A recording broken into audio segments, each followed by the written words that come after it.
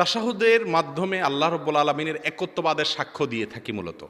আশহাদু আল্লা ইলাহা ইল্লাল্লাহু ওয়া আশহাদু আন্না মুহাম্মাদান আবদুহু ওয়া রাসূলুহু। আল্লাহর একত্ববাদের সাক্ষ্য দেই আর আমাদের প্রিয় নবী সাল্লাল্লাহু আলাইহি সাল্লামের আল্লাহর রাসূল হওয়ার সাক্ষ্য দেই।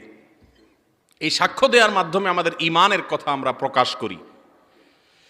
আর সাক্ষ্য দেওয়ার নিয়ম হলো, মুখে কোনো আদালতে সাক্ষ্য দিলে ইসলামী শরিয়ার আদালতের নিয়ম অনুযায়ী কারোর বিরুদ্ধে বা কারোর পক্ষে সাক্ষ্য দিতে হলে এই আঙ্গুল দিয়ে ইশারা করে দিতে হয়, অমুক অমুক অমুক। এটা হলো শাহাদাত আঙ্গুল, এটা হলো সাক্ষ্য দেওয়ার আঙ্গুল।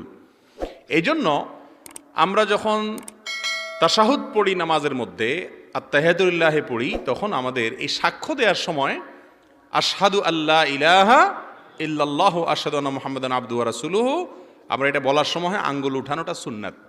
আঙ্গুল দিয়ে ইশারা করা কি?